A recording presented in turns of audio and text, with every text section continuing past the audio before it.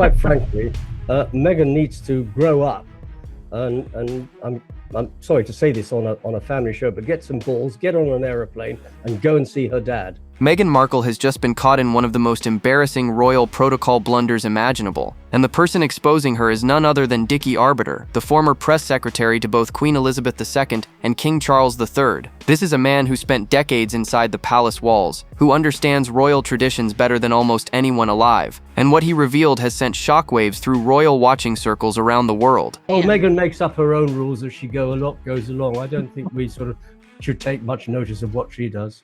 Here is the bombshell. Meghan has been styling herself as Meghan, Duchess of Sussex. Sounds perfectly fine, right? Wrong. According to Dicky Arbiter, that specific title formation is reserved for widows and divorcees. Let that sink in for a moment. The woman who prides herself on being a trailblazer, who claims she researched everything about the royal family before joining, has been accidentally telling the world she is either widowed or divorced from Prince Harry. The irony is absolutely staggering. She is pathetic, and quite frankly, she's ignored her dad for 7 years. And then she sends a letter. You've only got one father, you've only got one mother, and she'll regret to her dying day if she doesn't see him before he does pass into the next world. Sources close to the situation suggest palace insiders have been quietly snickering about this for quite some time. Because here is the thing, if you are married to a duke, you are the Duchess of Sussex, not Meghan, Duchess of Sussex. That comma changes everything. It is the difference between being a current member of the royal family and being someone whose marriage to that family has ended. Now, some might argue this is just a minor technicality, but in the world of royal protocol, there are no minor technicalities. Every word matters, every comma matters, and Meghan, who has built her entire brand on being this sophisticated, worldly educated woman who married into British royalty, apparently missed one of the most basic lessons about her own title. Dicky Arbiter did not hold back when discussing this on a recent broadcast. He made it crystal clear that Diana only became Diana, Princess of Wales, after her divorce from Prince Charles. Sarah Ferguson became Sarah, Duchess of York, after her split from Prince Andrew. These were not arbitrary decisions. This is centuries-old protocol that separates current royal spouses from former ones. So what does it mean that Meghan keeps using this styling? Royal commentators are having a field day with theories. Some suggest she genuinely does not know any better, which would be deeply embarrassing for someone who spent months supposedly preparing for royal life. Others whisper that perhaps this is some kind of subconscious slip, a Freudian tell about the state of her marriage. And then there are those who believe Meghan simply makes up her own rules as she goes along. Whatever the explanation, this is not a good look. What is wrong with getting on a plane? What's wrong with using a private jet and going to the Philippines to see him rather than sending a note? What's the note going to achieve? Absolutely zilch. The woman who accused the royal family of racism, who claimed they refused to help her, who portrayed herself as the victim of an uncaring institution, she cannot even get her own title right. And the fact that a former palace press secretary is the one pointing this out makes it even more devastating. But this title controversy is just the tip of the iceberg, because what Dicky Arbiter revealed next will make you question everything you thought you knew about how Meghan prepared for royal life. Dicky Arbiter did not stop at simply pointing out the title error. He went into painstaking detail about exactly how royal titles work, and in doing so, he exposed just how fundamentally Meghan has misunderstood the system she claims to have studied so carefully. This is not just about one mistake. This is about a pattern of getting basic royal protocol completely wrong. Let us break this down, because the distinction matters enormously. When you are married to a royal duke, you take on his title with the article "the" in front of it. So Meghan should correctly be referred to as the Duchess of Sussex. When you put the first name before the title with a comma, as in Meghan, Duchess of Sussex, you are indicating that the marriage has ended, either through death or divorce. There is no ambiguity here. This has been the established protocol for generations. Dicky Arbiter used the Princess of Wales as the perfect example of how to get it right. Catherine is correctly styled as the Princess of Wales, not Catherine, Princess of Wales. That second formation would only apply if something happened to her marriage to Prince William, and Catherine, who also came from outside the royal family, clearly understood this distinction from day one. She has never once made this error in all her years as a working royal. The comparison to Diana is particularly damaging for Meghan. Diana Spencer became Her Royal Highness the Princess of Wales when she married Prince Charles. She held that full title throughout their marriage. It was only after the divorce was finalized in 1996 that she became Diana, Princess of Wales. She lost the Her Royal Highness prefix and gained that telling comma before her title. This was not Diana's choice. This was protocol being correctly applied to reflect her changed circumstances. Sarah Ferguson followed the exact same path. During her marriage to Prince Andrew, she was Her Royal Highness the Duchess of York. After their divorce, she became Sarah, Duchess of York. Again, the comma appeared only when the marriage ended. These are not obscure rules buried in some dusty palace archive. These are the fundamental basics of how royal titles function. So when Meghan consistently styles herself with that comma, she is technically announcing something that supposedly has not happened. Palace insiders find this equal parts amusing and baffling. How does someone who had access to the best advisors in the world, who reportedly spent hours studying royal protocol before her wedding, still get something this elementary so consistently wrong? Royal commentators suggest this reveals a deeper truth about Meghan's approach to royal life. She wanted the glamour, the attention, the prestige, but she never truly respected the institution enough to learn its fundamentals properly. She saw herself as someone who would modernize and change the monarchy, yet she could not be bothered to master the basics that every other royal spouse manages to grasp. And speaking of what happens behind palace walls, sources claim the reaction to these ongoing gaffes has been anything but sympathetic. While Meghan continues to style herself incorrectly on official communications and public appearances, sources claim the reaction inside palace walls has been nothing short of merciless. Royal staff members who have served the monarchy for decades are reportedly finding this ongoing title fiasco absolutely hilarious. And honestly, can you blame them? Think about what Meghan has claimed over the years. She told the world she woke up at 5 in the morning to study the British national anthem before meeting the Queen. She portrayed herself as someone who took preparation seriously, who did her homework, who approached joining the royal family with the dedication it deserved. Yet here she is, years later, still getting her own title wrong. The disconnect between her carefully crafted image and this basic incompetence is simply too delicious for insiders to ignore. Palace sources suggest that staff members have been quietly mocking this situation for quite some time. These are people who live and breathe royal protocol. They understand every nuance, every comma, every subtle distinction that separates proper form from embarrassing error. And watching someone who publicly criticized the institution repeatedly fumble something so fundamental has become a source of dark humor in the corridors of power. What makes this even more painful is the contrast with other royal spouses. Catherine spent years preparing for her role. She understood that joining the royal family meant respecting its traditions, learning its rules, and representing the institution with grace and accuracy. She never once styled herself incorrectly. Neither did Sophie, the Duchess of Edinburgh, who has served the monarchy with quiet dignity for decades. But Meghan, sources close to the situation reveal that she approached royal life with a peculiar combination of arrogance and ignorance. She believed she knew better than centuries of tradition. She thought she could modernize and improve upon protocols that existed long before she was born, and in doing so, she apparently skipped over the basics entirely. Royal commentators have pointed out that this reveals something deeply troubling about how Meghan prepared for her role. She seemed far more interested in the glamorous aspects of being a duchess than in understanding what that title actually meant. The photo shoots, the designer wardrobes, the international tours, the celebrity status, those were the parts that appealed to her. The actual substance of royal duty and proper protocol? Not so much. Insiders whisper that even junior staff members with only a few months of palace experience understand title conventions better than Meghan does after years of being a duchess. This is not a difficult concept to grasp. It is literally one of the first things anyone working in royal circles learns. The fact that Meghan still has not mastered it suggests she either never truly tried or simply does not care enough to get it right. And this dismissive attitude toward royal tradition extends far beyond just titles. Because what Prince William reportedly saw in Meghan from the very beginning painted a picture that few wanted to acknowledge at the time. Long before the Oprah interview, before Spare, before the Netflix documentaries, Prince William tried to warn his brother. And according to multiple palace sources, that infamous conversation had absolutely nothing to do with race. What William saw in Meghan Markle troubled him deeply, and everything that has unfolded since has proven his instincts devastatingly correct. Dicky Arbiter himself addressed this on a recent broadcast, and his words cut straight to the heart of what really happened. When William sat Harry down before the wedding, his concerns centered on Meghan's complicated family situation and what he described as her evolving backstory. This was not prejudice. This was a protective older brother, noticing red flags that his lovesick sibling refused to see. Catherine reportedly shared William's concerns from the very first meeting. Royal insiders describe her as having a ringside seat to watch Meghan's behavior up close, and what she observed left her deeply unsettled. The Princess of Wales possesses remarkable emotional intelligence. She reads people extraordinarily well, and something about Meghan simply did not add up. Sources close to the situation reveal that Catherine noticed inconsistencies almost immediately. The way Meghan presented herself shifted depending on who she was speaking to. Her stories about her past seemed to change subtly over time. There was a performative quality to her warmth that felt rehearsed rather than genuine.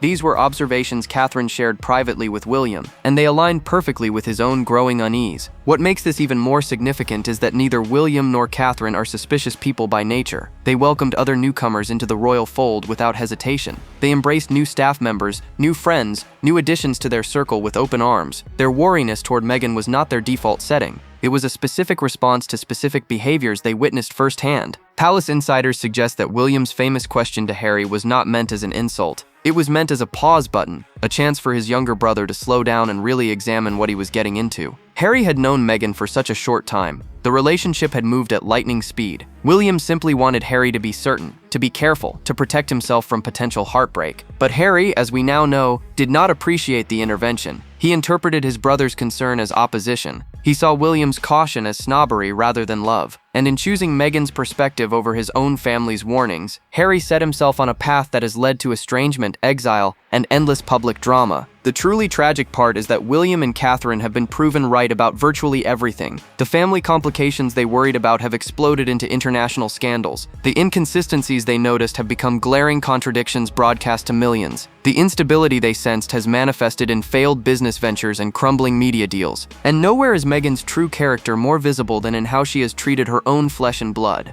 Because what is happening with Thomas Markle right now defies all human decency. If you want to understand who Meghan Markle truly is beneath the polished exterior and carefully managed public image, look no further than how she treats her own father. Because what is happening right now with Thomas Markle is beyond heartbreaking. It is genuinely disturbing. And Dicky Arbiter just delivered the most devastating assessment anyone in royal circles has ever offered. Speaking on a recent broadcast, the former palace press secretary did not mince words. He said Meghan needs to grow up, get some balls, get on an airplane, and go see her father. Those are his exact words. Coming from a man who spent decades navigating the delicate world of royal communications, who understands better than almost anyone how to phrase things diplomatically, this bluntness is absolutely extraordinary. Thomas Markle is currently hospitalized in the Philippines after having his leg amputated. He is 81 years old. He is battling serious health complications, including blood clots that may require additional surgery. This man is in the twilight of his life, thousands of miles from home, facing his mortality in a foreign hospital bed. And what has his daughter done? She sent a letter. Let that sink in for a moment. Meghan Markle, who Forbes named one of the most powerful women in the world, who has access to private jets, who flaunts her wealth and influence at every opportunity, could not be bothered to actually visit her dying father. She sent paper instead of her presence. She offered words instead of comfort. She chose the absolute bare minimum when her father needed her most. Dicky Arbiter pointed out the obvious hypocrisy with brutal clarity. Meghan has used private jets countless times. She does not have to go through normal airports or deal with commercial travel. There is literally nothing stopping her from flying to the Philippines except her own unwillingness to go. The excuses about the Daily Mail having a reporter at his bedside fall completely flat. That reporter is not preventing Meghan from showing up. Only Meghan is preventing Meghan from showing up. Sources close to the situation suggest this reveals everything about her character. For 7 years, she has ignored her father. 7 years of estrangement while she preached about family, about compassion, about kindness on various platforms. She built an entire brand around emotional wellness and human connection, while refusing to connect with the man who raised her. Royal insiders point out the cruel irony of her Netflix cooking show focusing on family and togetherness. She films content celebrating domestic warmth, while her own father lies alone in a hospital bed wondering if he will ever see his daughter again before he dies. The cognitive dissonance is staggering. Arbiter delivered perhaps the most cutting observation of all. He said Meghan will regret this to her dying day if she does not see Thomas before he passes. You only get one father, you only get one mother, and when they are gone forever. But while Meghan ignores her own family, some members of the royal family appear determined to welcome her back with open arms. Something strange is happening inside Clarence House, and eagle-eyed royal watchers just caught Queen Camilla sending a very deliberate message that has sparked furious debate across the monarchy-watching world. Because hidden in plain sight during her annual Christmas event were 2 photographs that suggest the royal establishment is actively plotting to bring Harry and Meghan back into the fold. During Camilla's lovely charity gathering with children from Helen and Douglas House and Roald Dahl's marvelous children's charity, cameras captured something remarkable. There, peeking through the branches of the Christmas tree, were not 1 but 2 photographs from Harry and Meghan's wedding day. The first showed Meghan walking down the aisle, arm in arm with King Charles. The second was the official family portrait from the Sussex wedding. Royal correspondent Tom Sykes was among the first to sound the alarm. Writing for The Royalist, he insisted this was absolutely not a coincidence. For a family that choreographs symbolism with scientific precision, this deliberate insertion into the visual field is a message, and its timing is no accident either. Sources reveal this is all part of something insiders call Project Thaw. It is an establishment plot designed to gradually warm the British public to the idea of Harry and Meghan returning to royal life. Key figures within the Labour government are reportedly involved, including David Lammy and Yvette Cooper, who notably traveled on the same train as Harry during his visit to Ukraine earlier this year. The last time a royal photograph sparked this kind of intense scrutiny was back in 2019, but that situation involved a conspicuous absence. Queen Elizabeth's Christmas broadcast that year notably excluded any image of Harry and Meghan. The message then was crystal clear: "You are on the way out." Now Camilla appears to be sending the exact opposite signal: "You are welcome back." Tom Sykes pointed out the emotional significance of the specific images chosen. The photograph of Charles walking Meghan down the aisle represents the moment he stepped into the breach left by her estranged father. It captures Charles at his most paternal, his most forgiving, his most loving toward his new daughter-in-law. Displaying this image now is a powerful statement about the king's continued affection for the Sussexes. Palace insiders suggest Charles retains deep paternal instincts toward Harry despite everything that has happened. The memoir, the interviews, the accusations, the betrayals, none of it has fully extinguished a father's love for his darling boy. And with his cancer diagnosis looming over every decision, Charles apparently feels the timeline for reconciliation is no longer abstract. But critics are sounding urgent warnings about what this could mean for the monarchy. Richard Eden wrote in the Daily Mail that these developments should horrify anyone who truly loves the institution. Welcoming back two people who have caused such enormous damage could prove catastrophic, and the security situation developing right now suggests the path back to Britain is being cleared faster than anyone expected. For the first time in nearly 6 years, Prince Harry's security threat level is being formally reassessed. The Royal and VIP Executive Committee, known as RAVEC, has launched a new evaluation that could fundamentally change everything about Harry's ability to return to Britain. And the timing of this review is raising serious questions about what is really going on behind the scenes. Sources confirm the review is already in motion. Officials are gathering evidence from law enforcement agencies, government departments, and representatives for Prince Harry himself. A decision is expected from the Home Office within weeks, and if the assessment results in upgraded protection, it would mean taxpayer-funded police security being restored to the Sussexes for the first time since they abandoned royal duties. Currently, Harry must notify the Metropolitan Police 30 days before any planned visit so his security needs can be evaluated on a case-by-case basis. This arrangement has been a constant source of frustration for him. He has complained publicly about feeling unsafe in Britain. He has launched legal challenges against the Home Office. He has made his grievances about security a central part of his victim narrative. But what has changed? Why is RAVEC suddenly conducting this review now? Royal insiders suggest the answer lies in Harry's long-term plans. Sources close to the Duke reveal he wants his children educated in the United Kingdom. He feels Archie and Lilibet are missing out on the extensive family network their cousins enjoy. He wants them to experience the same elite schooling he received at Ludgrove and Eton. A friend of the Duke told Richard Eden that Harry has retained his closest friendship group from his school days. These bonds forged during childhood remain incredibly important to him, and he desperately wants his own children to have that same foundation, those same connections, that same sense of belonging to the British establishment. Critics are absolutely furious about what this could mean. Richard Eden warned that restoring police protection would come at considerable cost to the public purse. At a time when left-wing Labour MPs are already scrutinizing Crown Estate properties and questioning the financial arrangements given to royal family members, adding Harry and Meghan's security bill to the taxpayer burden would be explosive. The timing also aligns suspiciously with those photographs at Clarence House.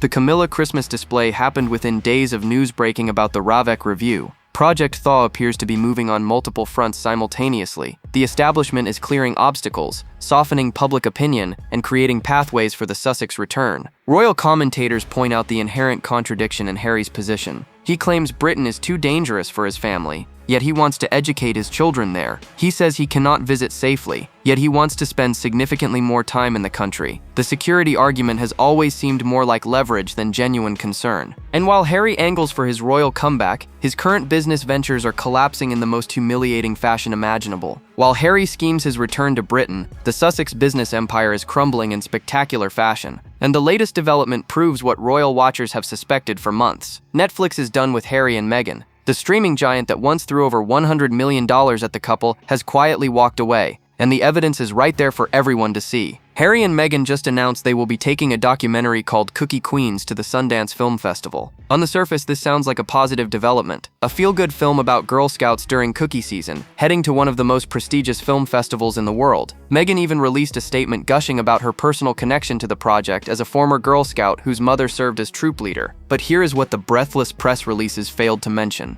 If Netflix wanted this film, they would have snapped it up immediately. The streaming platform is constantly hunting for compelling documentary content. A project featuring adorable young girls and an American institution like Girl Scout cookies would normally be exactly what they want, yet Netflix passed. And that tells you everything about where the Sussex relationship actually stands. Sources close to the situation reveal the Sussexes are now reduced to shopping projects around themselves. They have to show up at film festivals trying to sell content to interested buyers. This is not what executive producers with major studio deals do. This is what happens when your deal has effectively collapsed and you are scrambling to stay relevant. Royal insiders suggest the Netflix First Look agreement that remains technically in place is nothing more than a face-saving arrangement. It gives Harry and Meghan something to point to when critics question their professional viability. It allows Netflix to maintain a connection just in case something truly valuable emerges down the line. And industry whispers suggest that something valuable would be divorce content. Think about it. Netflix reportedly paid enormous sums for the Sussex documentary series and the spare audiobook rights. They have invested heavily in this couple's drama.